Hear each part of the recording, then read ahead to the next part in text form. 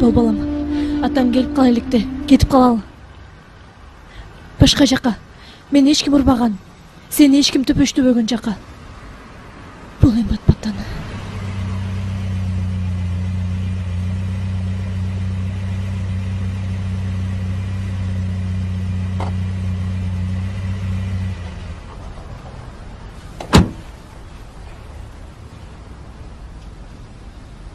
Сен каяка? Каяка дейм? Кетем. Отур, төркүнүңө жеткирип коеюн. Жок. Кереги жок. Кереги бар. Отур машинага. Жок. Отур деп атам.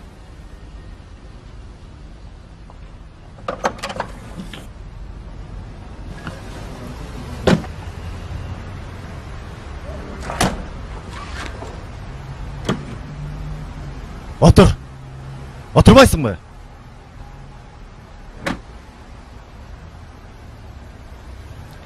Жок, кой бер. Кой бер дейм. Кой бер. Отурбайм. Кой бер. Отур. Отурбайм дейм. Отурбайм. Отурчу.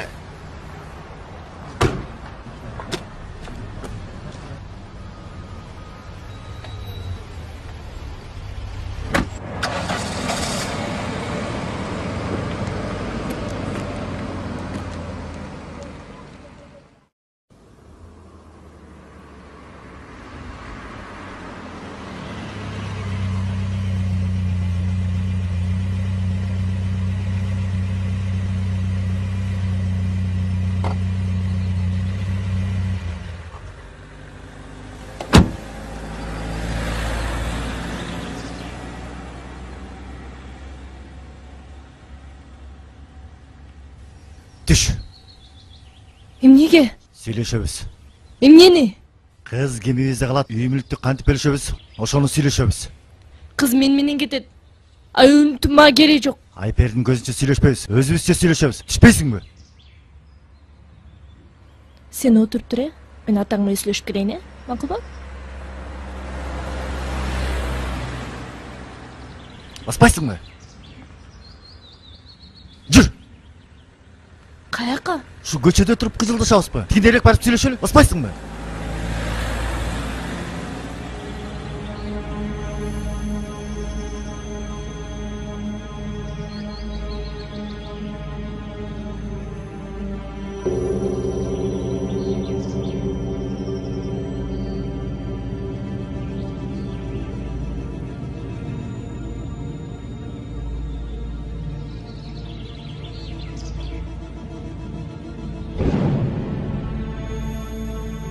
Мен келгиче качып кетейин деген экенсиң да, Жакшы эле ажырашып кетеличи.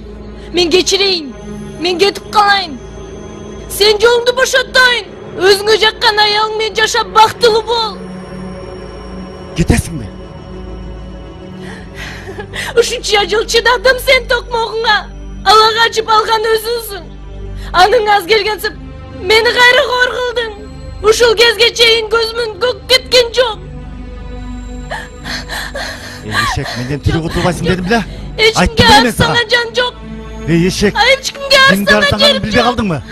Ант корсунган ешек, сен акмаксың. Билбей калдыңбы? Ешек. Сен өлтүрөм. Ешек. Кыргызбай Мамбетович, сизди буга чейин патриот депутат катары жакшы билчү элек. Эми сизди кыз ала качууну жактап аткан депутат катары сизге болгон нааразычылыктар, кыз келиндердин нааразычылыктары күчөп атат. Эмне себептен кыз ала качууну колдоп жатасыз? Ким жактап атат? Сиз? Мен айтып атам. Эгерде кыз ала качууга жазаны ордото турган болсок, анда мына бул Кыргызстандагы ар бир үчүнчү эркек камалууга тийиш. Ушул туурабы? Биздин депутаттык корпуста көпчүлүгү кыз ала качуу эле мына жакшынакай жашап атышат. Эми ошону да соттойлубу? Ушул туурабы? Эми ар ким кылмышына жараша жазасын алыш керек да. Бул деген кыз ала качуу Кыргыздын өзүнүн салты. Ага эмне эле жабышып калдыңар? Эми кыргыздын салты мыйзамдарга каршы келбеш керек да. Ой, күйгүн, ой. Ой, таза кызык немесиңер го силер.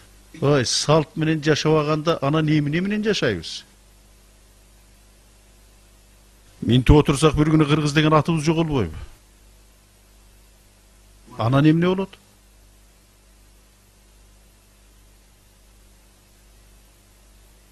Эми кызым баары бир жаман.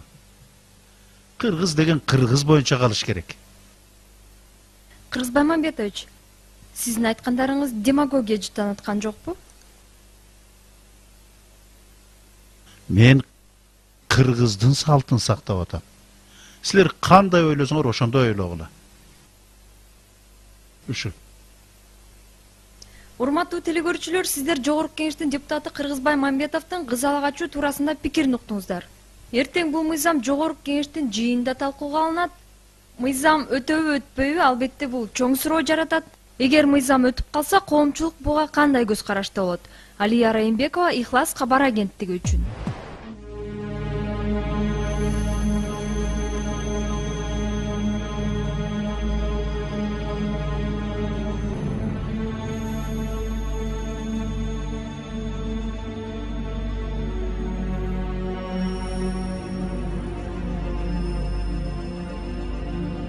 Күйөөңүздүн сиздин сабаганы себеби эмнеде? Үйлөнгөндөн тартып эле эч себепсиз кылган кыйкым таап эле ар кайсы шылтоону айтып сабап келатат ушул убакка чейин. Аябай орой. Кетип калбайсызбы аны ушинтип чыдап жүрө бербей? Кетем десем кете эле көр, өлтүрүп тынам дейт. Анысы аз келгенсип сен мени чанып жүргөн турбайсыңбы деп да урат.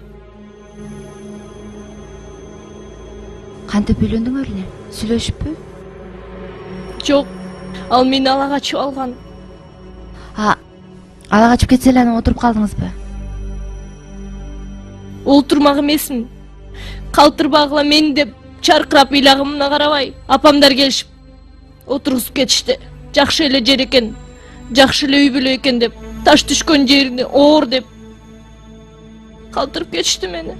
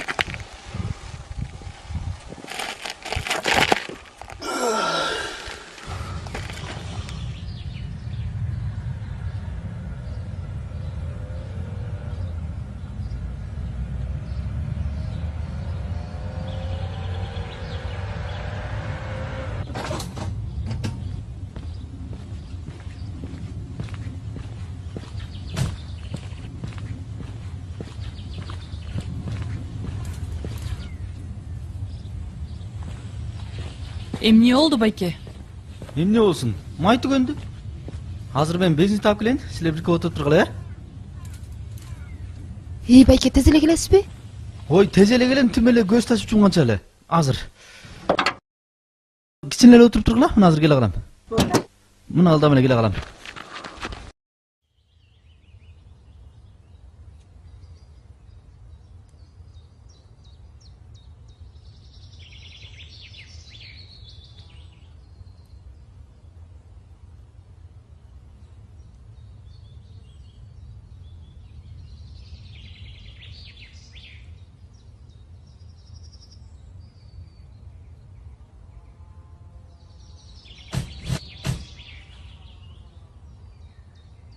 Галстук түстө койчу. Токто, чачын түстө мына красавчик болуп калдым.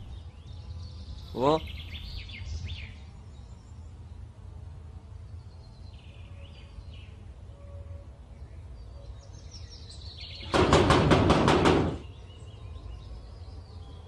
Какенай! Кыздарың ушуда жасанып. Какенай! О да. Какен! Чыкса экен. Ошону айтсам.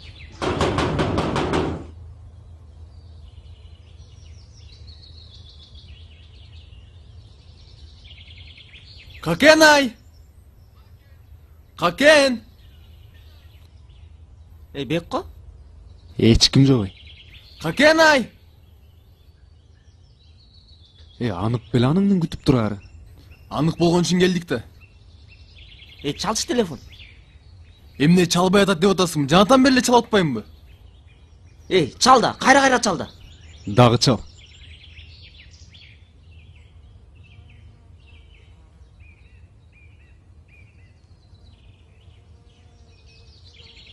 Мына, жаңатан бери эле Нида Супин деп атат. Анын келеси болуп калган окшойт, турмушка чыгайын деген ою бар беле аныңдын? Ою болгон үчүн келдик да. Ай балдар, эмне кылып атасыңар? Саламатсызбы эже? Саламатсызбы? Саламат. Үйдөгүлөр кайда кеткенин билбейсизби? Шаарга. Шаарга эмнеге кетти эле? Эмнеге кетмегиле? Эрге тие турганбыз, жазанып түзөнгөнө кеткен. Үйүндөгүлөр кайда? Эжеси алып кеттир, шаарга. Эжеси менен дейсизби? Ооба.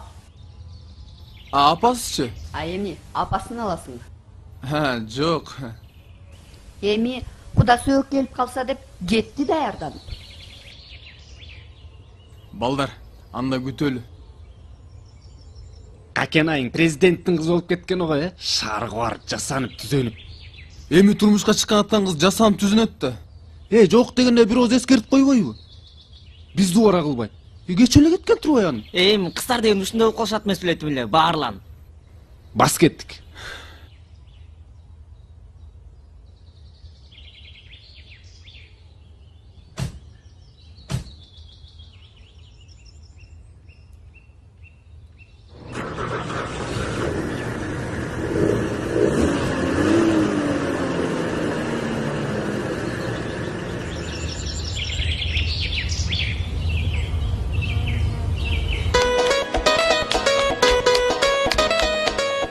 Саламатсызбы?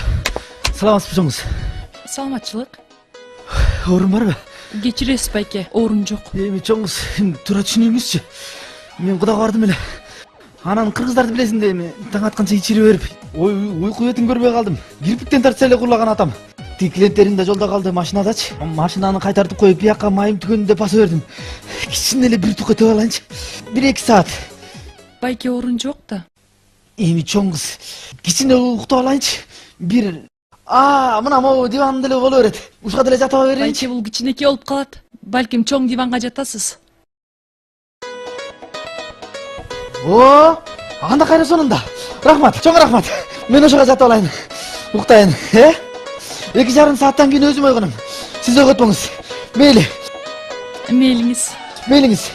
Сасыгым.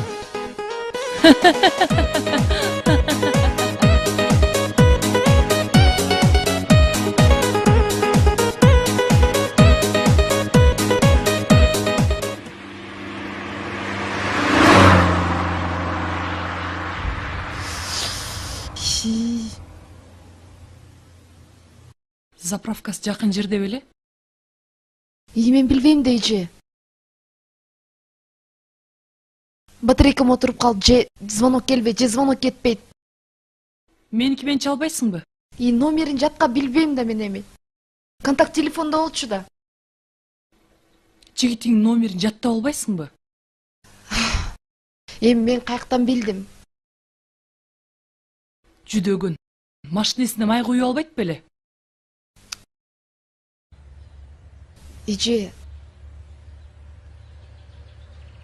Эже мен кете бербеймби?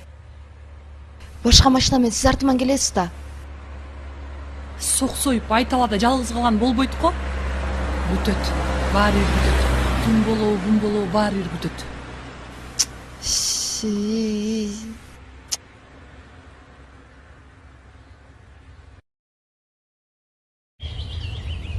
Кеч кирип баратат.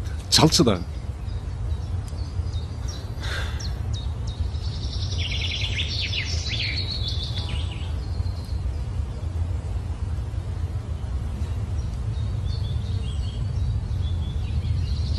Дагы эле жанагыдай болуп атат. Анын атайын эле өчүрүп таштаган да. Аялга шенген сен дагы. Анын кечке чейин келбей койсоң эмне кылабыз? Ати атай бизди толтур эле күтүп отурат.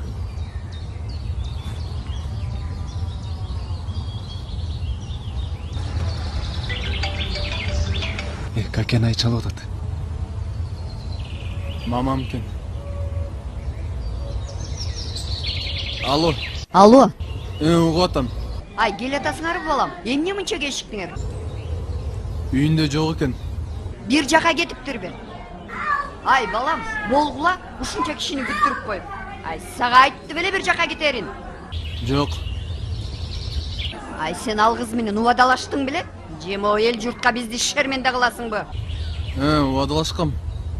Берчи бери. Эрмек, сен эмне кылып атасың я? Могул жактан могулда. Бир кора кишини күттүрүп коюп, я? Акырын, акырын. Айнанай кеч кирип кетип баратар. Күтүп атабыз. Жокпу?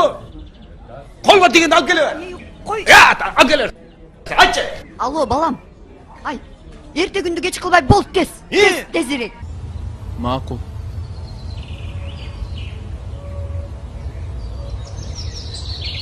Апам менен атам дагы нааразы болуп атат. Болот да. Болбой койчу эле. Жакта ушунча кишинин баарын күттүрүп коюп. Анын эмне эле мынча баадыланат я? Какенайың ордуна азыр башка бирөөнү ала качабыз. Анан калат Какенайың көзүн жалдыратып. Давайчы эле ошентебиз. Ошондой кылабыз.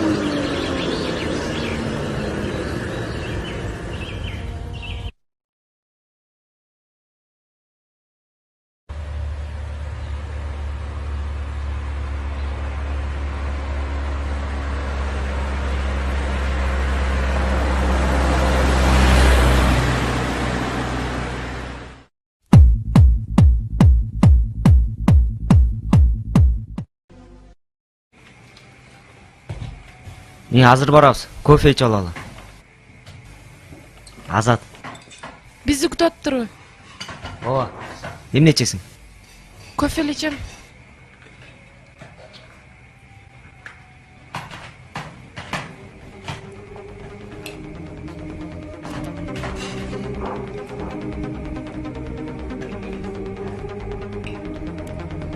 Көрдүңөрбү могу кызды? Аябай красавица экен. Көрдүк. Давай ушуну эле ала качабыз. Койгулачы. Эмне? Коркуп атасыңбы? Корккон жокмун. Эмне качып атасың? Жанындагы жигит болсочу? Жигит болсо эмне экен? Жигит болсо эмне экен? Бирдеме десе жыга чабабыз. Күйөөсү болсочу? Күйөөсү болсо эмне экен? Тартып алабыз. Кеттик, ушуну эле ала качабыз. Давай.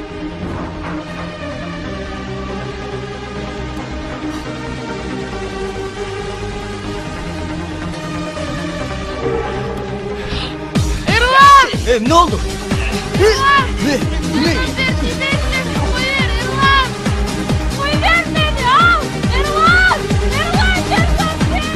кайда жүрөт болду экен эми?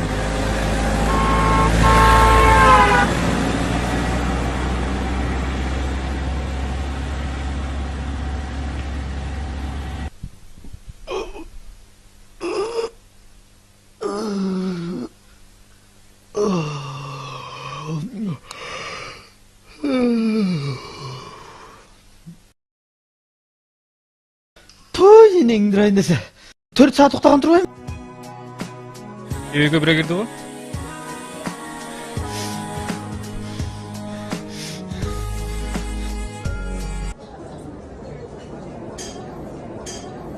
Tez gelgile, kütüp atabız. Эмне болушуптур? Ала качып келатыптыр, тааныбаган эле бирөөнү. Ала качыппы? Ооба. Ала качса да иши кылып келин алып келип жатышат да. Ала качкан неме азоо болот. Ары чамынып, бери чамынып. Камсанабаңыз эже. Сразу эле өчүрүп коебуз. Министрдин кызы болсо дагы. Ой.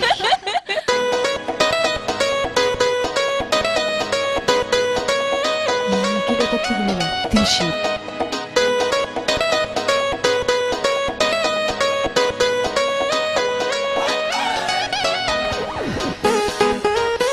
Эме силерди көккө күтүп койдум окшойт, Биротоло эртең эле келбейт белеңиз. Бизди кароол чыгып күттүрүп коюп, жоголуп кеткениңиз эмнеңиз я? Бетиңиз жок экен байке. Ой, мен май таппай. Жаныңызды жебеңизчи.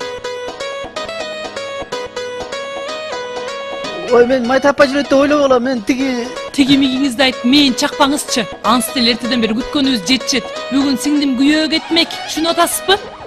Я. Анан жана эле ошентип айтпайсың, кишинин баарын дендара кылбай. Мо киши соо эмес ай. Жок, мен эс алып алдым.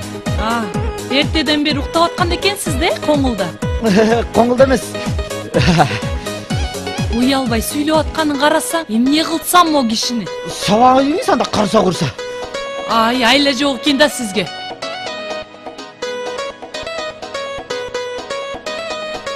Кеттик же болдуңузчу. Ой, бата эле жетебиз, Кудай буйруса. Эмне болот эже? Эмне болмок эле? Мо таксист сага эр таап берет. Кап, менин балам школьник да. Кичине чоңураак болгондо тиги кызды өзүм эле келин кылып алат элем. Дагы уялбай биз менен тамашалашып коет. Эмне дедиңиз? Атаңыздын чокусу дедим. Аял киши да ушинтип сүйлөйбү эркек кишиге. Анан эмне рахмат деп бетиңизден өбөйүнбү? Антпесе деле. Сүйлөңүзчү.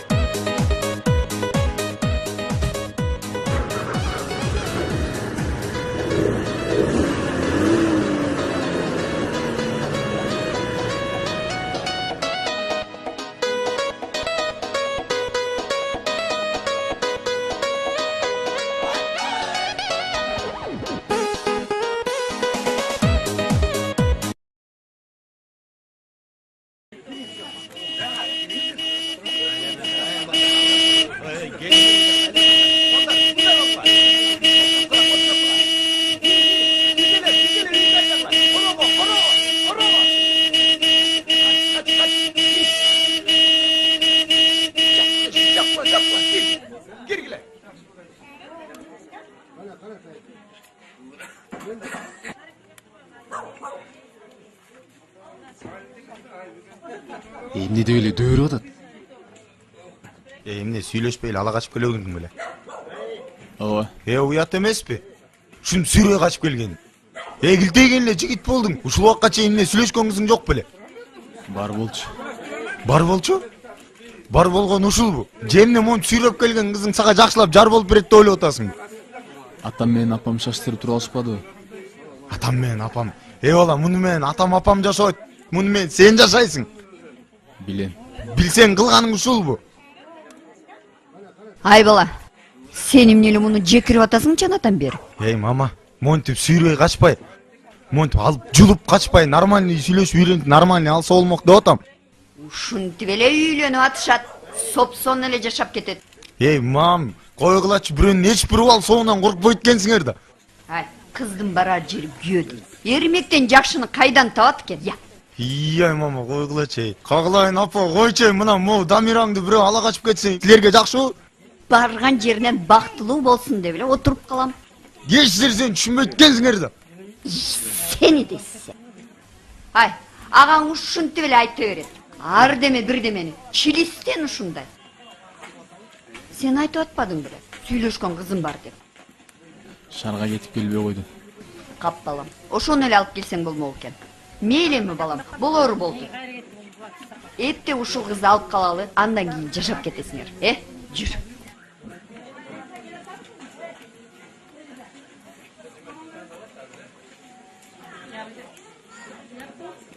Koy vergili, koy vergili. Ecege baylar, benim cigitim var, bari yaşamayım çok. Жашайсың айланайын, жашайсың. Сен эмес, сенден аз олорунда көргөнбүз. Кайната кайненесин сыйлап, ыймандуу келин болуп эле жашап жатышат. Ооба, ошону айтсаң. Айланайын, кыз бала жыргаар жерине ыйлап баратышын. Çok, ben düşünsеңер. Ecege baylar. Сен дагы бизди түшүн, көп эле оожоктон өрбө да. Кетем дебе. Çok. Ben anta alpayım. Çok. Айланайын, кыздар минтип күйөөгө чыга албай жатса, тый талаңдайсың да тим эле айланайын. Жигитим барды отпайым. Жигитиңе кыздар табылат. Керек болсо сенден сонунун, сенден жакшысын табылат. Аны ойлой кой айланайын. Бат эле унутуп каласың айланайын. Ben unutmayın. Allah'ım ben unutmayın. Ben sıyım. Болду эми. Татма кайда кыз экенсиң болду. Кой, отур. Келин кайдан экен? Билбейм. Сүйлөшөбүз го эми. Шыркыл байке, отурбай атат го. Өзүң деле ойлоп көрсөң, отурмак беле. Ооба жигити бар экен. Ушинтип көчөдөн сүйрөп келип атсаң. Досум эмне эле сарсанап болуп атасың? Ушинтип коркпочу биз турабыз Бар го. жакшы болот.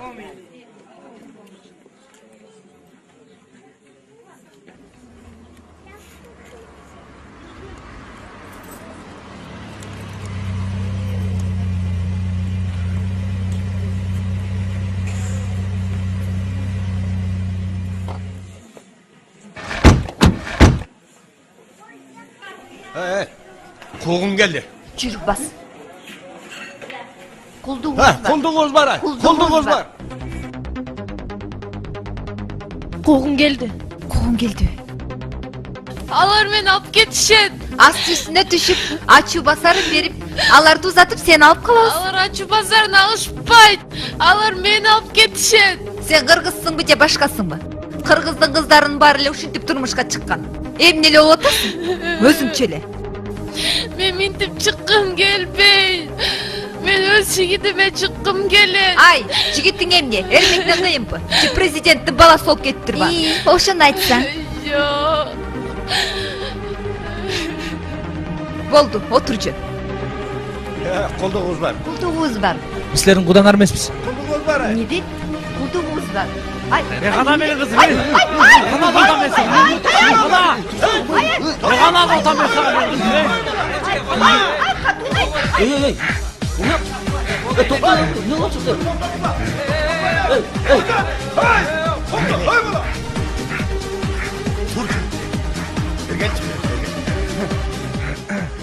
Ey sen kişi öldürgөн жүрөсүң, hayvan. Ey sen kişi öldürgөн tasың, келе сол. Ey cin дейсің, соттолуп кетесің, келе сол. Ey, Байке, sen бас жагыңды. Sen жап жагыңды. Мына монун бар тең сенин айынан болуп атат. Аял алган билбегенден кийин балекетин аласың. Ey, кеткиле чак. кеткиле. Тур. Кеткиле чайланайындар, кетип калгылачы. Көптөп кетет силерди. басчы.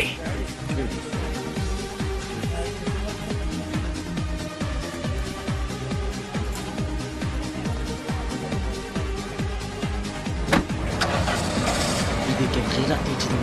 Жигит сетпейм.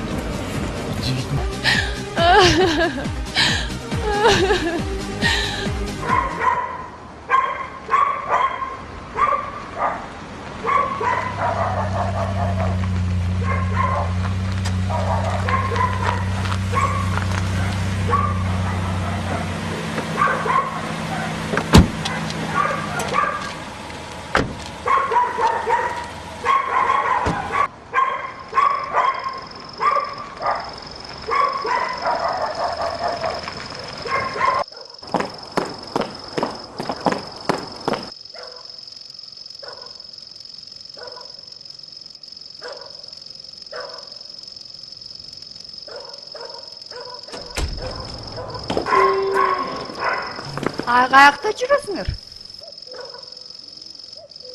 Какинайды жигити достору менен издеп келип кетти. Азыр алар каякта? Каякта болсун. Ушунча да кечигесиңер анан. Силердин жолуңар болсун. Эмне болду? Эмне болмок эле? Алар башка кыстала качып кетиптир. Ала качып? Ооба кокуй. Эже, чын айтып атасызбы? Мен эми өзгөсү менен көрдүм дейсиңби? Кичинекей балдар айтып атышат, эли айтып атат деп. Мен билгем ушундай болорун.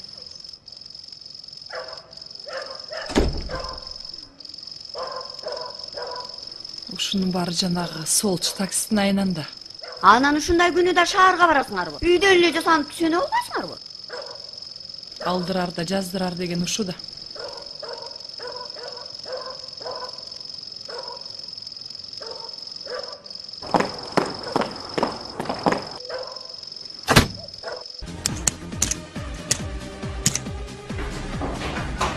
Assalamualaikum. Биз кимге каршы келипиз? Эмне маселе менен? Кыз ала качып кетишти. Кыз ала качып дейсиңби? Ооба. Сенин кызыңдыбы? Жок, мунун кызы. Эмне кичинекей кызга покушение болду? Жок. Мунун сүйлөшкөн кыз. Анан ошентип так айтпайсыңбы? Эмне ал кыздын туугандарысыңарбы? Жок, эмне болду? Арызды туугандары гана берет. Силер туугандары болбосоңор биз кандай основанияда арыз алабыз? Сүйлөшкөн жигит болом, түшүнөсүзбү байке я? Байкес эмесинде туурабы? Эгер байкес болсоң бир жөн эле. Анда эмне кылыш керекпиз байке? Өзүнөн арыз керек. Байке. Арызды кантип бермегиле? Тиякта туткунда жатса. Анда ата-энеси жакын туугандар арыз берет. Алар деген көлдө турушат да байке. Балыкчыда, түшүнөсүзбү я? Ну анда балыкчыдан берсин. Байке, сиз эмне эле бизди иттен чыгарып атасыз? Же ала качкандарга боруң сорото? Кимдин борору аттыр? Сиздин көрүнүп эле турбайбы байке? Же сиз да аялыңызды ала качып алдыңыз беле? Эй бала, оозуң карап сүйлө. Кой. Байкем, булар тура түшүнүз да. Жандар чыккан айтып атышат. Андан көрө 2-3 милиционер алып, барып коркутуп кызды бошотуп бербейсиздерби? Андай болбойт. Биз высший бала эмеспиз да. Бизди деген милиция дейт. Бардык нерсенин тартиби бар. Эмне үчүн болбойт? Сенин родственный отношенияң бар ошо кызга? Вот, ошон үчүн болбойт. Кетик.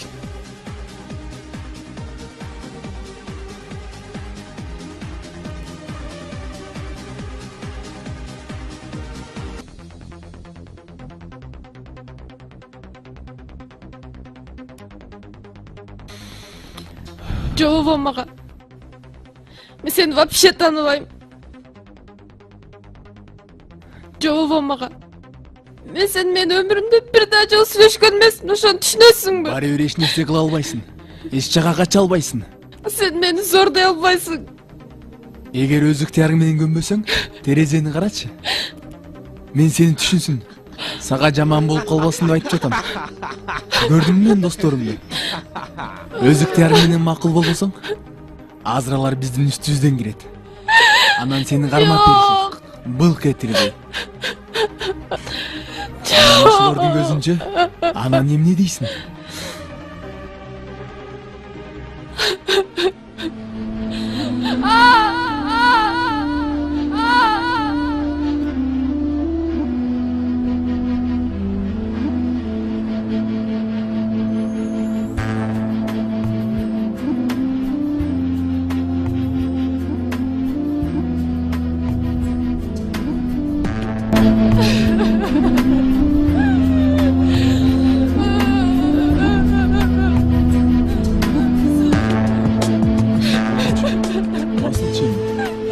Жакшы эле жашап кетебиз, көрөсүң. Жашай албайбыз. Үмүттөн беле кой. Мени сүйгөнүм башка. Антпечи, антып айтпачы.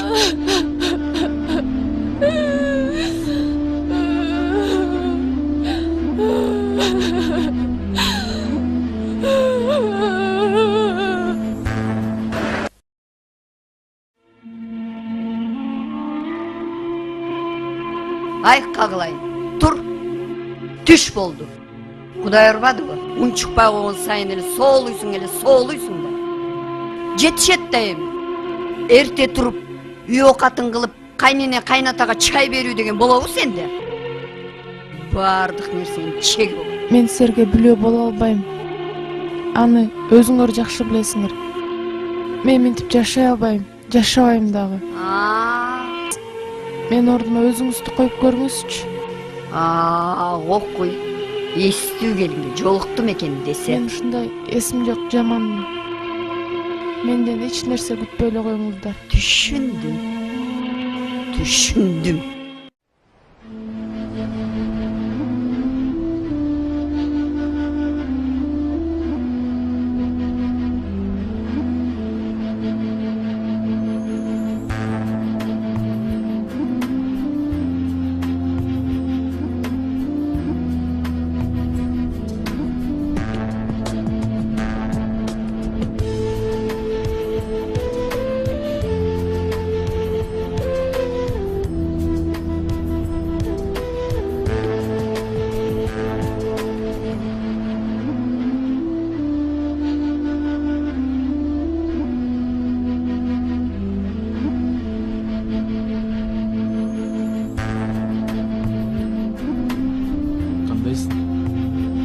Акмак.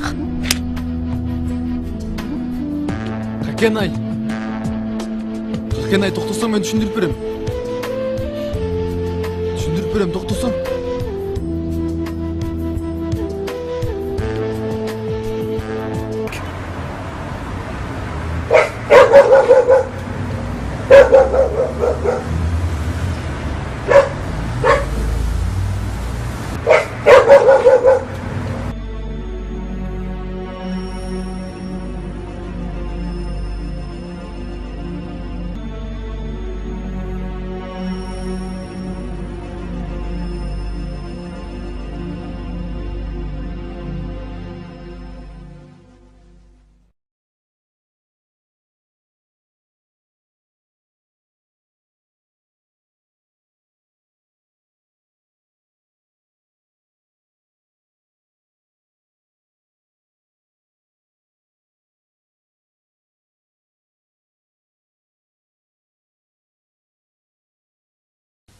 Телефонну өчүрүп таштаптыр.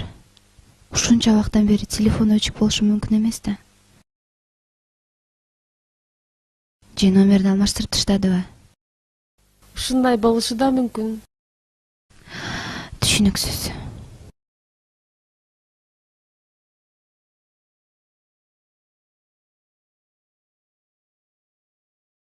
Эже келиңиз. Эмне иш менен келдиңиз? Эмне иш менен келейин кагылайын. Эмне айпер сиз менен жүрөт?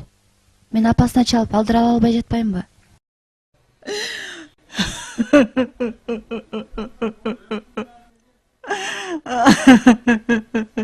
Эмне болду эже? Эмне болмок эле каралдым, кара көзүм башайды. Эже, күйөөсү? Ооба, 5 күн болду.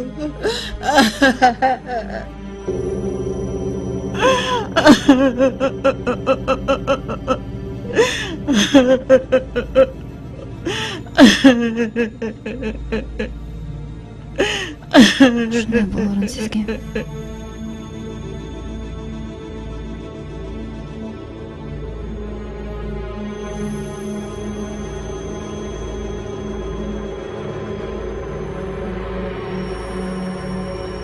Hakikatçığa geldim. Kızımdı göz körüne öldürüp atsa emgice kamamaydı. Canağı iyi kamağı değil mi? Hoşuna çıkarıp koyduk. Uşul kaltıp bolsun kakmayın. Hakikatçığa geldim. Oğulcan degen kızga varsan oşol bağırın teriştirip prokuraturaga kat dayanayt dedi.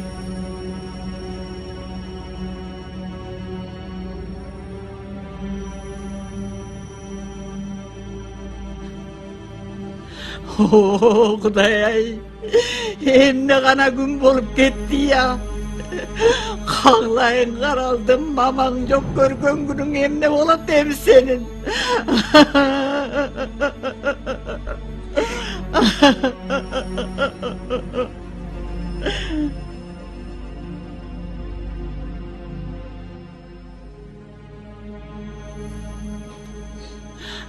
Акыркы убакта кызыңыз бизге келип турчу.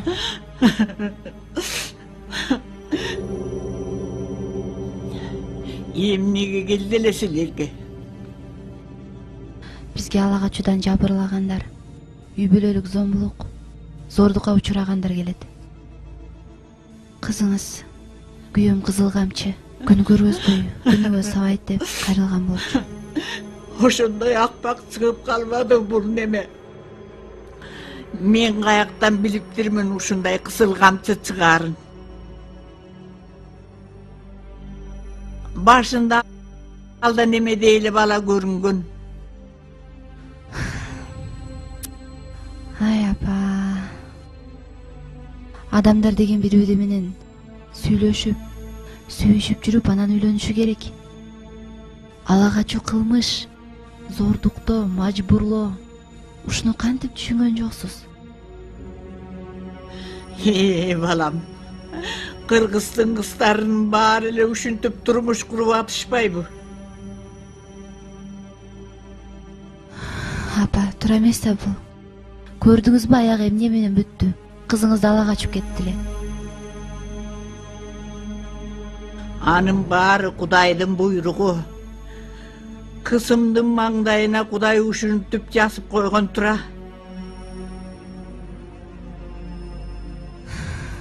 Ай апа, түшүнбөйсүңөр да түшүнбөйсүңөр.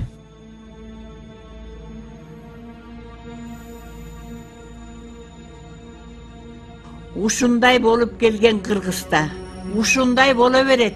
Аны сен өзгөртө албайсың.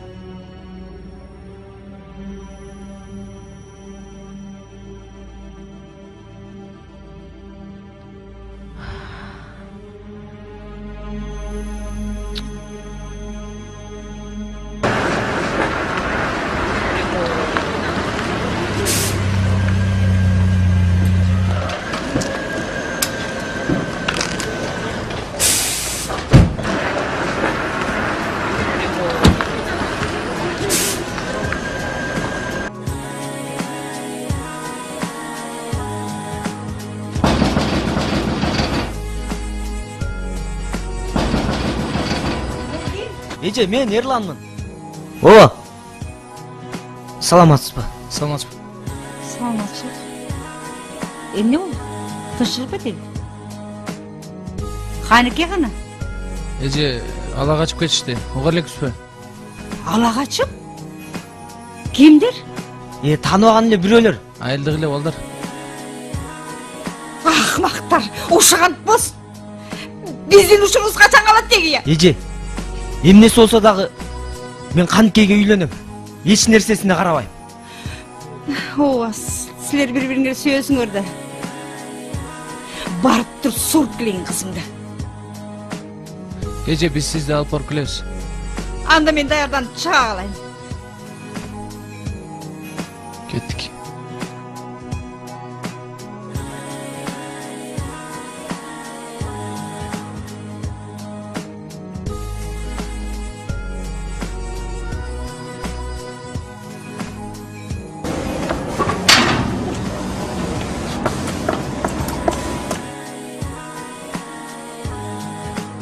Эже, сиз өзүңүз эле барасызбы? Жок, кокуй. Кантип жалгыз бармак элем соксой. Келинди менин абысымдан алайын. Телефон чалып койгом. Макул.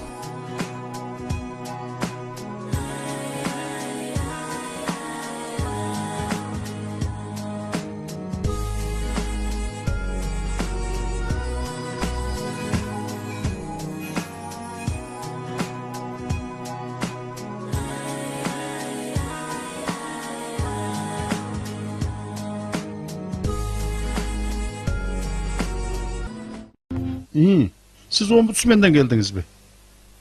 Түшүнүктүү. Дагы эмне керек силерге? Агай, Кыргызстан качан позордон кутулат? Кайсы позор? А сиз эмнени айтып атасыз, карындаш? Кыз ала качууну айтып атам. А силер эмне? Законду кабыл алдырбадыңарбы? Дагы эмне керек? Мага эмес, Кыргызстанга керек. Карындашым, Кыргызстанда кыргыздар өзүнүн салты менен жашаш керек. Кыз ала качуу эмне? Илгертеден келаткан салт. А мунун эмнеси жаман? Агай, биринчиден ал кыргыздын салты эмес. Тарыхты жакшылап караңыз. Биздин ата бабаларыбыз кудалашып үйлөнгөн. Ала качуу эмес. Эч качан ала качуу үйлөнгөн эмес. Түшүнүп атасызбы? Ала качуу эр өлтүрүү, эр иш бузуу менен барабар болгон. Аны үчүн кун төлөгөн. Сиз совет доорунда өрчүгөн маселени салтка теңемеңиз. Ал биздин салт эмес. Ал советтик анархиянын вирустарынын бири. А экинчиден, ала качуу бул оор кылмыш. Бирөөнүн тоогун урдап көрүңүз, соттолосуз. А карабашыл адамды урдап, аны саз келгенсип зордуктап атса, салт дейсиңер. Ой, жаман катуу кеттиңиз. Аябай катуу кеттиңиз. Мен сиз менен тамашалашайын деп келген жокмун, агай. Жок, карындаш. Угуп атам. Абдан зорлоюңуз бар экен. Кыргыздар ушинтип бүт дүйнөгө жапайы болуп көрүнүп, шермендеге чыга беришин каалайсызбы? Же өлкөбүздүн цивилизацияга жетишин каалайсызбы? Кыргыздын кыздары аябай кыйын чыгыптырсыңар. Таң берип атам. Байке, мен сизге орчундуу маселе менен келип отурам. Мен өзүмдү көргөзөйүн деген жокмун. Мен Кыргызстандын шерменде болуусун каалабайм. Мен да каалабайм. Кааласаңыз анда эмнеге законго каршы чыктыңыз? Өтө эле катуу болуп калыптыр. Айып тартса эле жетиштүү деп. Карындашым, а сиз феминистке эмессизби? Күйөөңүз барбы? Күйөөм бар. Ал мен ала качып кеткендерден куткарып алган. Да.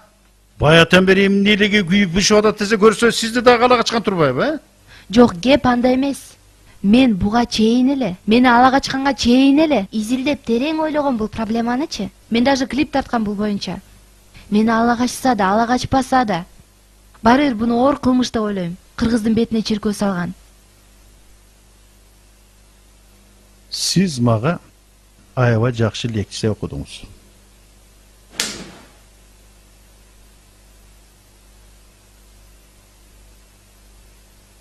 Агай, мен сизге лекция айтканы келген жокмун бул жака. Болгону көзгө көрүнүп турган кылмышты жактап жатканыңыздар үчүн жаным күйүп, ошол ала качылган кыздар үчүн боорум ооруп келдим. Сизди түшүнөбү, түшүнбөйбү, түшүндүрө аламбы деп. Кечирип коюңуз бетиңизге айтканым үчүн.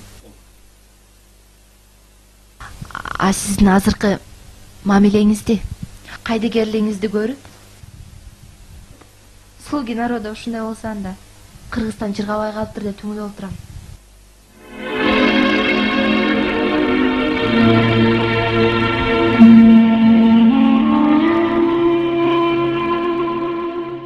Кызым кара.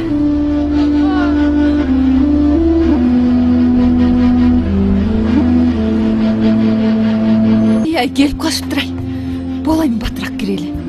Ай, канчабы келиптир, канчасы келиптир. Кокой кечикке турбай.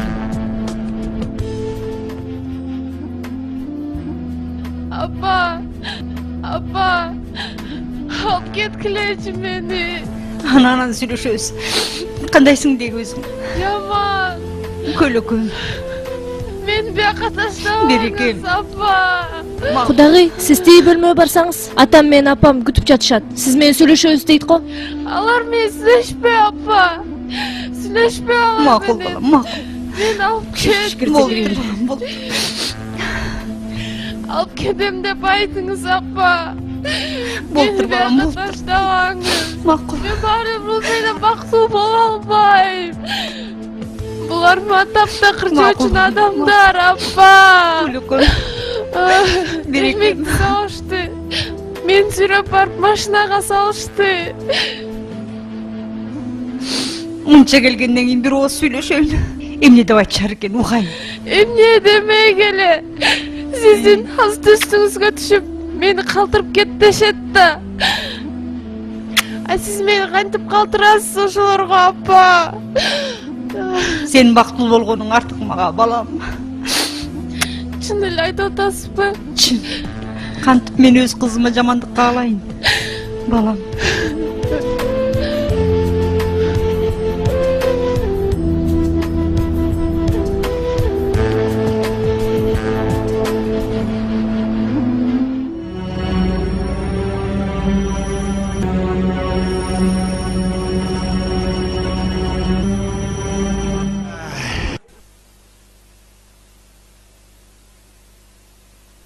кандай? Жактыбы?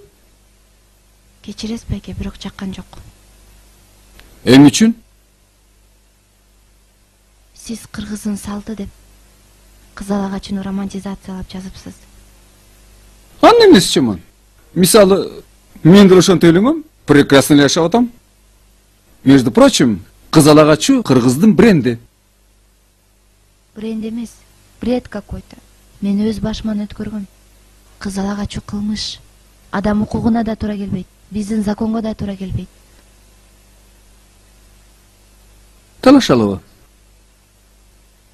Талашкандан эмне пайда? Анткени баары бир сиз мени оюмдан кайтара албайсыз. Мисалы, бакыт деген эмне? Мисалы, сүйлөшүп жүрүп, бактылуу болобуз деп үйлөнүшөт. Туурабы? Анан ажырашып кетишет. Ушулбу бакыт? А вот.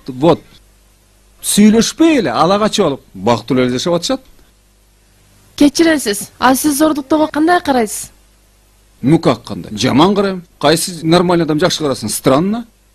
Аял зордуктоо кылмыштын киши өлтүрүүдөн кийин эң оору, туурабы? Туура. Алагачып туруп, күчкө салып төшөккө жатуу менен зордуктагандан эмне айырмасы бар? Тигинде да мында дагы кыздын ыктыярына каршы зордукталып атпайбы? Кыз зордукталып атпайбы? Туурабы? Ну, допустим, туура.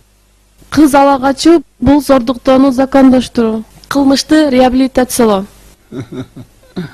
Да, концепцияңар кызык экен силердин. Бул эч кандай концепция эмес, көзгө көрүнүп турган кылмыш. А салтты кайда алып барабыз? Кыз алагачы салт эмес, эч кандай салт да болгон эмес. Мен бул жөнүндө изилдегем, клип тарткам. Эгер болбой эле салт дегиңиз келип атса, мен сизге бир суроо берейин. Угуп атам. Александр Сергеевич Пушкиндин эрте өлгөнүн ичиңиз күйөбү? Ну, күйөт, конечно. А вот чын ниетиңизден айтыңызчы. Пушкиндин өлүмүнө себепкер болгон дуэлге кандай карайсыз? Это же варварство. Это же узаконенное убийство. Вот кандай карайм. Көрдүңүзбү, возмущаться этасыз. Между прочим, Пушкин дагы варвардык салттын курмандыгы болгон, туурабы? А кыз алагачы варварство эмеспи? Анан ошол байке. Мен мындай фильмди тартышыңызды туура көрбөйм. Мен мындай фильмди пропагандалап, мындай фильмдин соучастницасы болгум келбейт. Значит, тартылбайм дечи. Кечирип коюңуз байке. Мен тартыла албайм. Ну, болуп тур. Сенден башка жылы istөгөнүп калыптырбы? Табабыз. Тартабыз. Еще как тартабыз.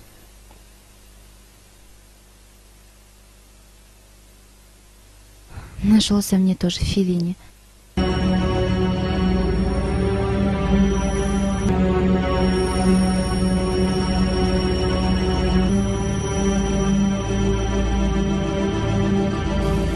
Тина. Что-то жам болуп атам.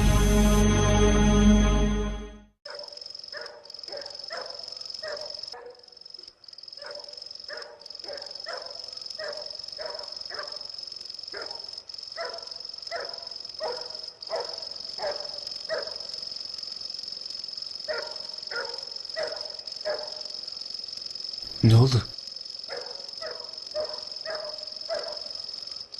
Эмне болот эмне? Кызын алып кетип калат дейсиңби? Аябай кабагы ачылбаган аял экен, кызындай болгон. Бир аз чыдай туралы. Көрөбүз да анан. Эгерде алып кетип калса какен айып турат, ошого үйлөнүп аласың.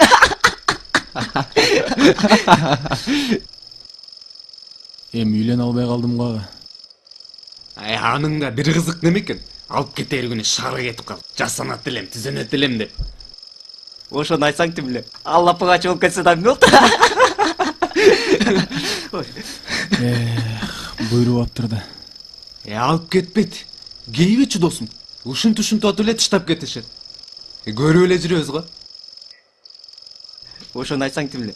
А дегенде тимле. Атылып келишет. Анан эле мышка майды күйрө өскөндөй болуп эле калыңдап алып мишмей отуруп калышат.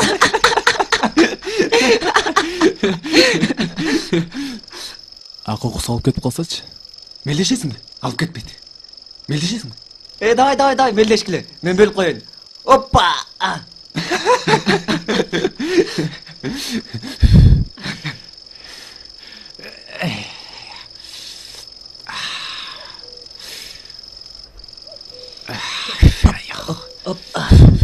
Bir, iki, üç, dört.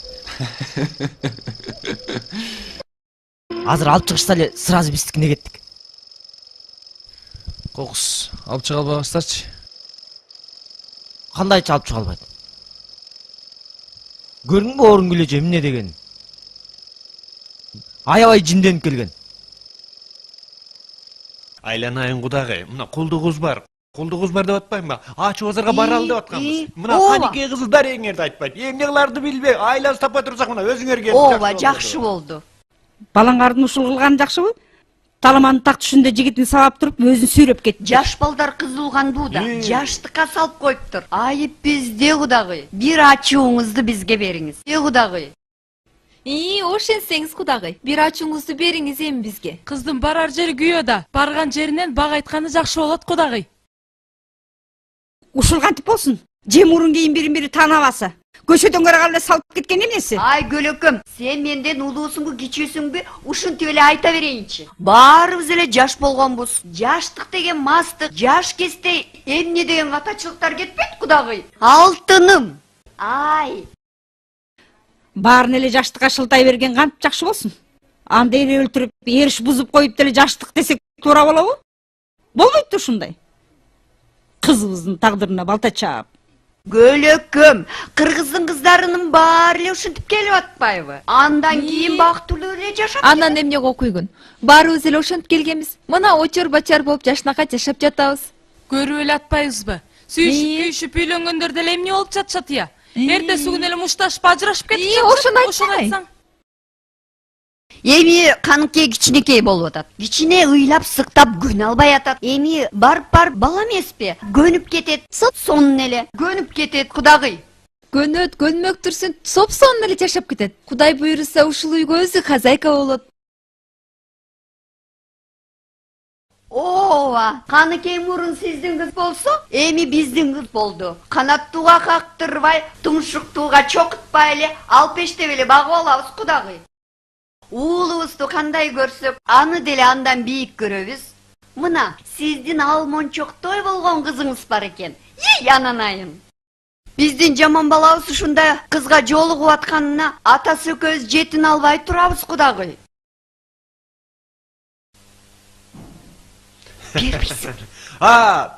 Тоюн жакшылап чоң ресторандан өткөзөбүз. Бардыгын өзүбүз көтөрөбүз. Силерден эч бир кичинекей оорчулук келтирбейбиз. Ооба кудагый. Эми Кудайым буйруса, Кудай кошкон Кудай болдук. Мынабы $2000. Бул ачуу базардыгына гана. Кыздын калыгын жакшылап өзүбүз беребиз. Эми мына азыр Кудай. Ооба. Кара. Келиңиз кудагый. Бактылуу болсун деп балдар. Келиңиз кудагый. Орундардан туруп койгула. Үстүңөрдү кичине жаңыртып. Мына. Кудагый, келиңиз. Колгулачы кудагый. Ушинтип кыйнайсыңар адамды. Мен неудобное положение коюп атпайсыңар. Собсон эле положение кудагый.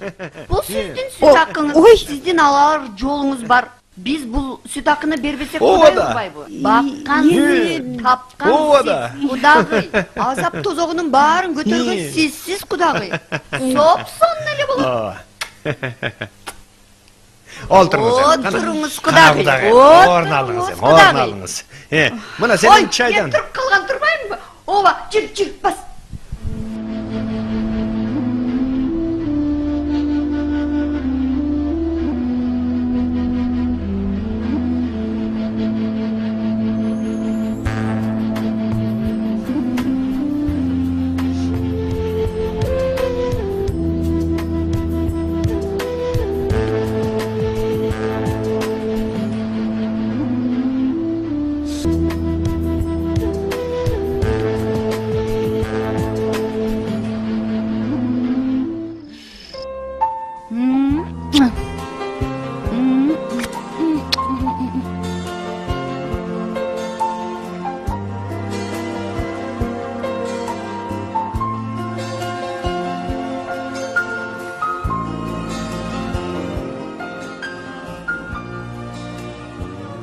Алло. Баратасыңарбы? Жок, жеттик. Жакшылап түшүндүрүп атасыңарбы апасына? О, бирок өзү деле ушундай настройдо. Кирип кетишти үйгө алып чыккан. А силер эмне кылып атасыңар? Күтүп атабыз. Өзүңчү? Биз айледе экөөбүз отурабыз.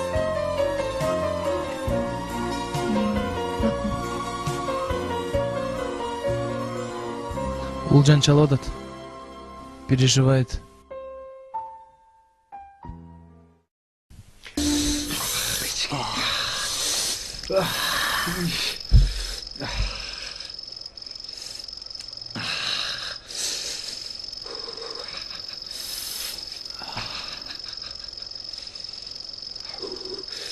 Эмне болду, мама?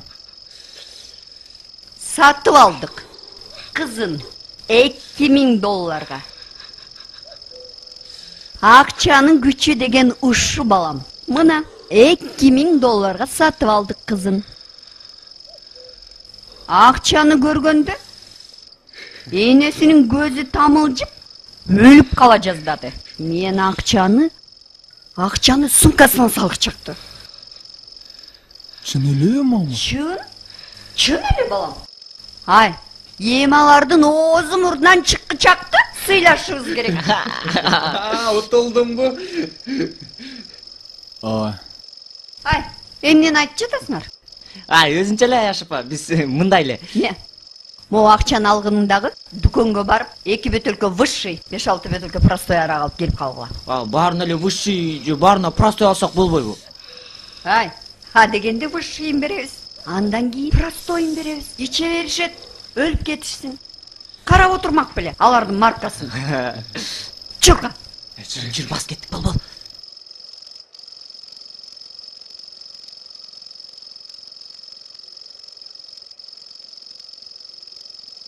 Балам, чынымды айтайын. Мага алып келген колуктун түк жаккан жок. Соолуп эле жатат, жалгыз эле ошону ала качып келгенсиң.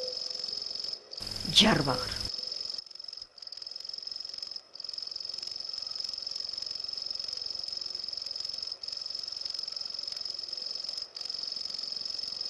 Жанагы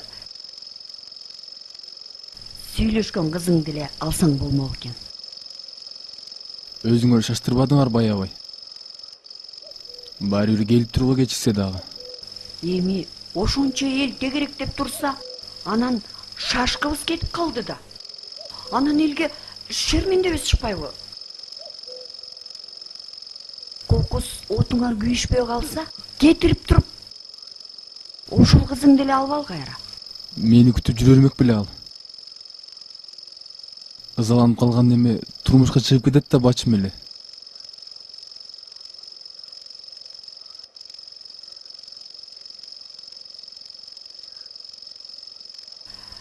Балам, эми бактыңдан көрөсүң да.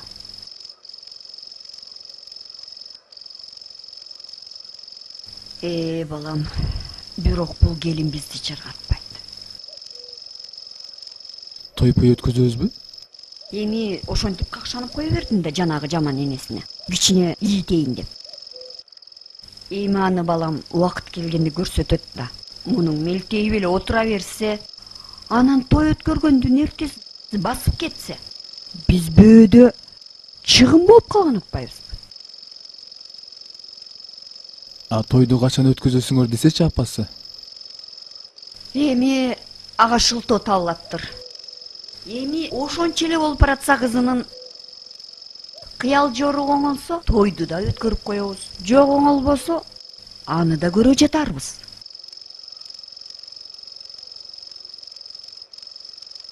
Иши кылып, алтын башың аман болсунчу.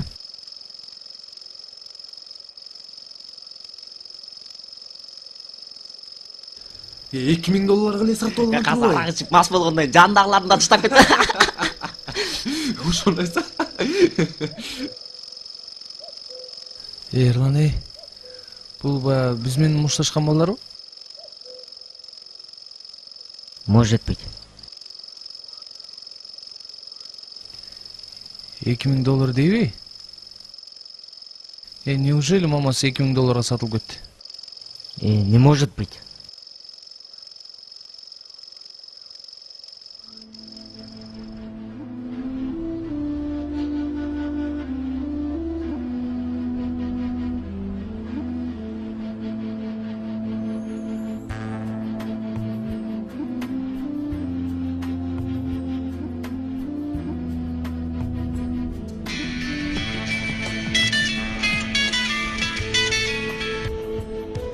Алло, дагы эле чыгыш элекпи? Чыгыш элек. Неге? Болуп коюшкан кандай, Ошондой да болчу эле. Азат, биздин жашоодо бардык нерсе болот. Кыргызбыз да. Кандай эле ошондой болсун. Тигилер аябай катуу чамынып келишкен, алып кетебиз деп. А дегенде чамынышат. Анан ачуу басарын алгандан кийин жоошушат. Сен эмне мынча пессимист болуп калгансың? Азат, сендей, Абдырайдай жигиттер чандагана кезигет. Ошон үчүн айттым. Давай үмүтүбүздү үзбөйлү. Хорошо, сенин айткандай болсун. Бирок мен баары бир ишене албай атам сеникиндей болоруна. Көрөбүз аны. Если бир нерсе болсо сразу чал. Мен силерден жакшы кабар күтөм. Переживать этпе. Все будет нормально.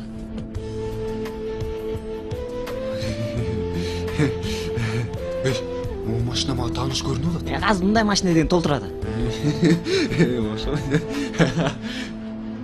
Ушу балдар экен.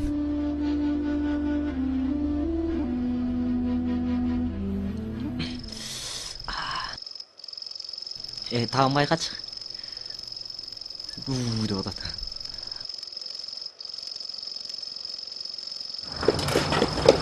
Болуп десе, сен кайныңдан көрөм болду. Жакшы. 5 таштачы 5. Давай күйүп ал. Давай досум. Жакшы алып келем.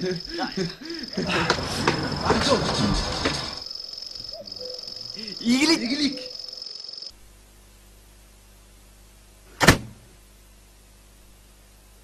Мына күйөө балаңыз. Күйөө бала сенсиңби? Балекетиңди алайын. Ыйманы ысык турбайбы? Келе кой.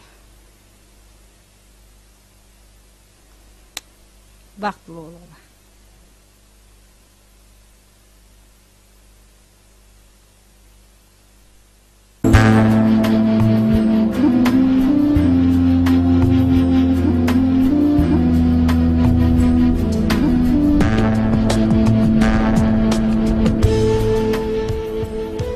Эмне болду сага?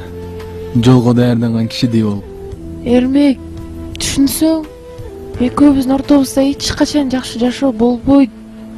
Сен дагы, мен дагы бактылуу боло албайбыз. Бири-бирибизди бактылуу кыла албайбыз. Мен өз сүйгөнүм бар. Мен ошо менен гана бактылуу болом. Сен өз сүйгөнүң бар. Сен ошо менен бактылуу болосуң. Ушунча күндөн бери жаман түш көрүп атам. Наконец ушундай абалдан кутулам деп ойлоп атам. Бүгүндөн баштап деп апам алып кетсе. Апаң алып кетет бекен сени? Апаңа ишенип атасыңбы? Кайсы сени өз кызын жамандыкка кыйсың? Тапкан экенсиң ишенчү кишини. Алып кетпей калды сени апаң. Аны сен кайдан билесиң? Апаңды 2000 долларга. Орусча айтканда сыпатыраак эми сатып алдык. Ачуу басарын берип туруп, мени чакырып бетимден өп, бактылуу боло деп батасын берди сенин апаң. Жаныңды жебе! Ишенбейм! Ишенбей атасыңбы? Ишенбейм! Апаң кетерде көрөсүң өзүң. Калпайтпа! Ишенбейм! Жок! Ишенбейм!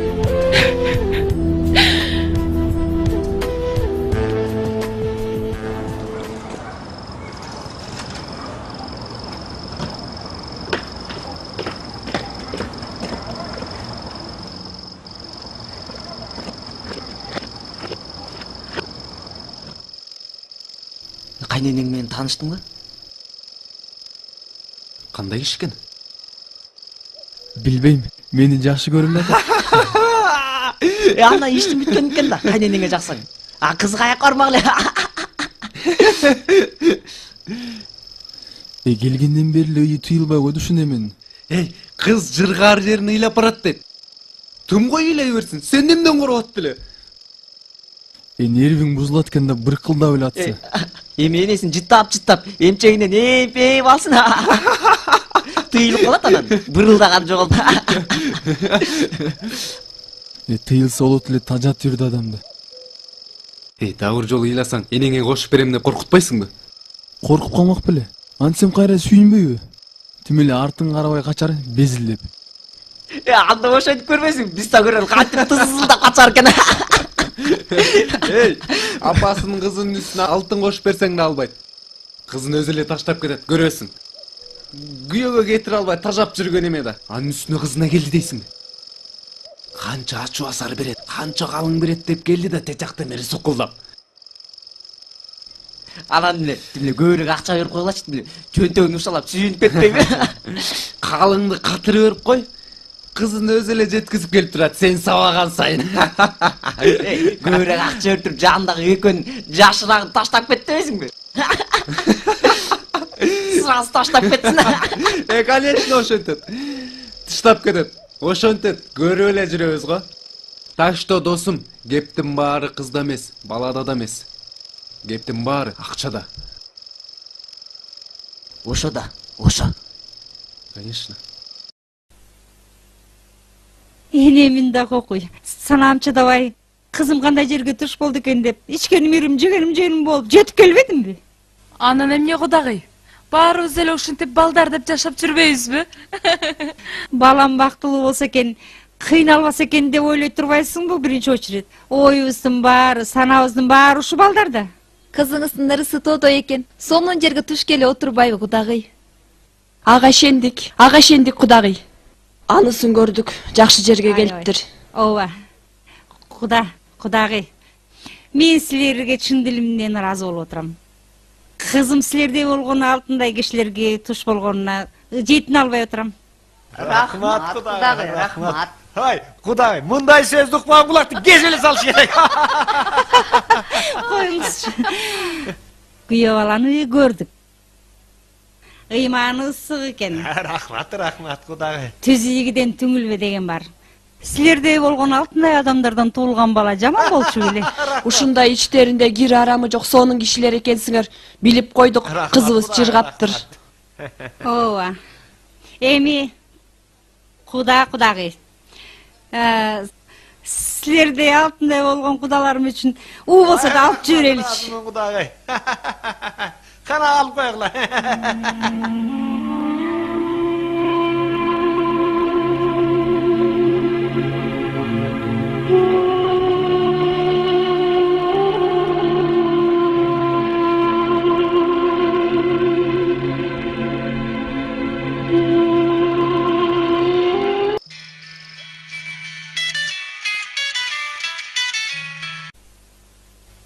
Алло, Эмне болду? күтүп атабыз. Дагы элеби? Ооба. Биз кыргыздар андай эч качан өзгөрбөйт болушубуз керек. Эмне үчүн антип айтып атасың? Жөн эле. Силер эмне кылып атасыңар? Биз баары күтөбүз.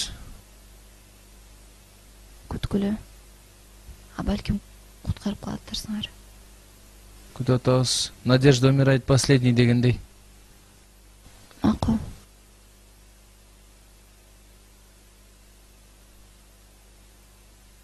Терүүдөн тердим кезекти, мен кудагыйга бердим кезекти. Тос эсин тапты. Кана. Азыркырларды жакшы көрөм. Көбүн билем. Бирок ушундай кезде илгерки эски ырларды да кандай жакшы көрөм. Мейли кудагый, ырдаңыз. Жеримдин көркү ала бел, жегениңден ала кел. Жабыгып турат жаш сулуу, жанынан бара кел. кайгырып турат жаш сулуу, калтырбай аны ала кел. Жайлоонун көркү ала бел, жайкалат жорго кара кел. Жабыгып турат жаш сулуу, жанынан кабар ала кел. Ыйлатпай жапжаш сулууну, ылажы болсо ала кел. Кыштоонун көркү ала бел, кызымдан кабар ала кел. Кыйналып турат жаш сулуу, кыйнабай кабар ала кел. Бозоруп турат жаш сулуу, боздотпой аны ала кел. Ыра эмесмекен я. Кудагый, үйүнүңүз укмуш экен. Кызыңызды ала кетем дегениңиз кандай? Окуй, ошонтип айтып салдымбы? Ооба, ошонтип эле айтып салдыңыз. Мен чочуп калбадымбы? Кызыңызды алып кетет экен деп. Ой, Кудайыр, кудагый. О, мас оюндагысын айтат болгон турбаймынбы? Эчтек эмес. Ой, ыр деген ырдала берет. Эгер зыйнатка жакпаса, мага жагат. Кудагый, мага да бериңизчи. Ырдаса ырдайм. Керек болсо таң аткычакты деле ырдап берейин. Кана ырдап бериңиз, кудагый. Кудагыйма жаккан бир ырды ырдап берейин. Кана. Ырдаңыз, кудагый. Кана ырдап коюңуз. Өткөн өмүр өкүнтө тарга барыбы, өкүнгөндө жете бар пайда барыбы.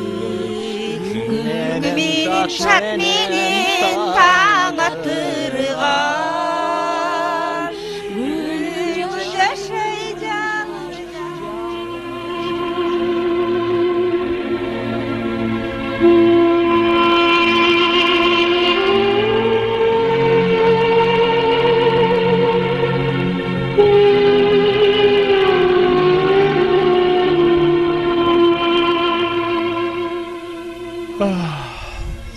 Таң атайын деп калыптыр.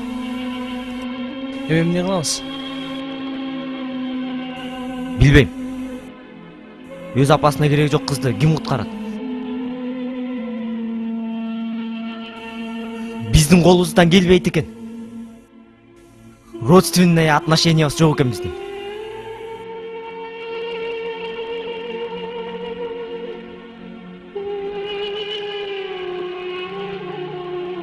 Ёлки-палки, что за маразм, а?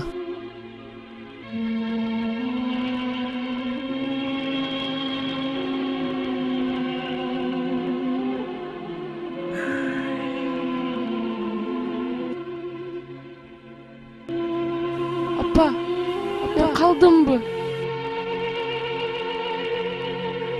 Балам, кыздын барар жери күйүү дейт.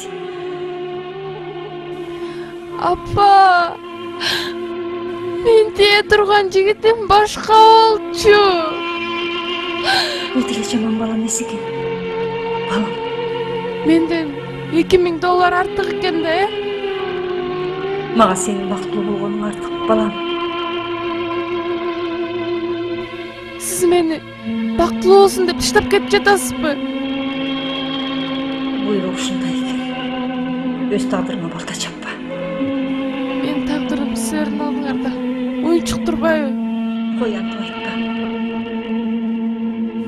Бирөөңөр ала качасыңар, бирөөңөр акчага сатасыңар. Ай, балам, ай. Мындан ары менин кызым жок деп эсептеп коюңуз. Ал эмне дегениң, балам? Антип ачууга жеңдирбе. Апа, сиз түшүнүп атасызбы мен эмне болуп атканымды? Түшүнөм, кызым, түшүнөм. Siz men ornuma özüңüzdü koyup көрсөңүz. Sen apаңды туура түшүнчү. Эми бияктагы адамдар кур мойнуна салып суранып атышса, Мен киши эмес бекенмин. Мен сураганым силерге бир тыйын турбайбы. таптап кеткен болбойт балам. Эми улуу кишилер аст үстүмө түшүп суранып атышса, уят да. Уят? А мени $2000 сатып кеткен уят эмеспи? Апаңа антип акарат келтирбе. Апаңдан башка сага эч ким күйбөйт бул жашоодо. Мен эми түшүндүм. Мен эч кимге кереги жок экенмин. Береке. Күлөкөм. Алчуңарды алсыңар. Ачуңарды басыпсыңар. Көксөңөр сууптур. Бара бериңиз апа. Күлөкөм. Бирок эсиңизде болсун. Бара бер, мен бул үйдө жашай албайм. Жашай албайм. Ой балам.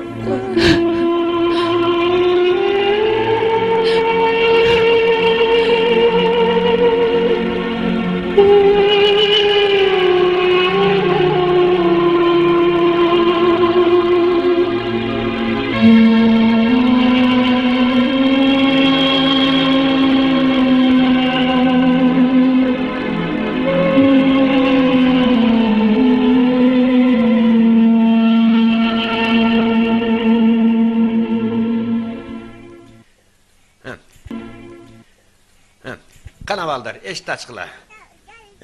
Жакшы калыңыз, Кудагай. Жакшы калыңыз. Aman bolğulam, жақсы ора Құдағай. Кел кой балам. Mana Құдашалар, айланайындар, aman bolğular. Gel, düşe koyğular. Жақсы орла, maqul emi, жақсы ора ой. Кудагай. Көмгүчө жакшылап карагылачы. Жаш неме өзүн бир нерсе кылып жибербесин. Сарсана болбоңуз Кудагай. Баары жакшы болот. Жакшы болот баары. Болуп берем, жолуңар шыдыр болсун. Жакшы баргыла Кудагай. Макул, жакшы калыңыз. Жакшы баргыла. Жакшы барыңыздар. Жакшы баргыла.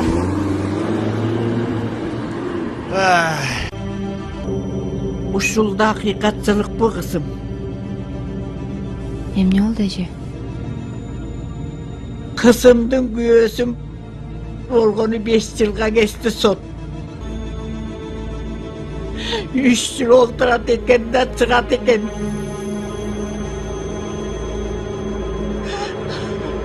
Ha menin alinam yok.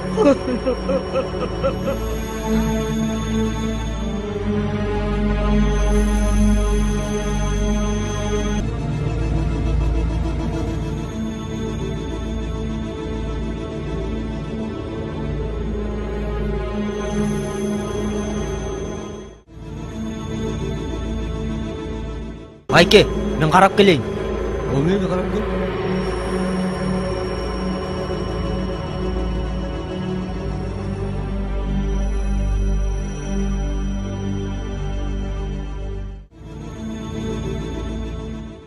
Айке, мен сөйлесіп шығайын. Сөйлеш. Бирок абайла ел көрбөсүн.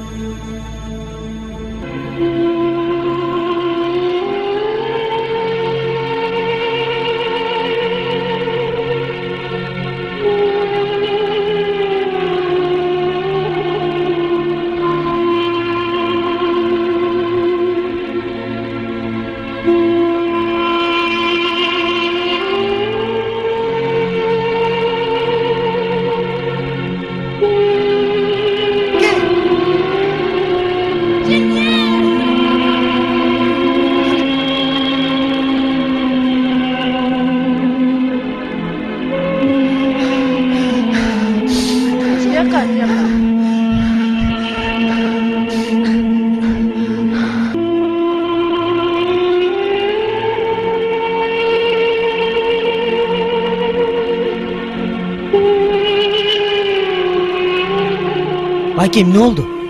Учурумду алып келип калыпсыңар. Аман алып калдык. бактысы бар экен. Психоневрологияга отурабызбы? Буюрса, баары жакшы болот мында. Рахмат байке сизге.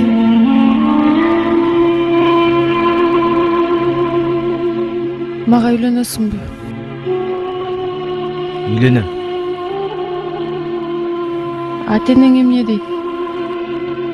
Папам адам өз сүйгөн адамы менен гана жашаш керек дейт. Туура. Адам өз сүйгөн адамы менен гана жашаш керек.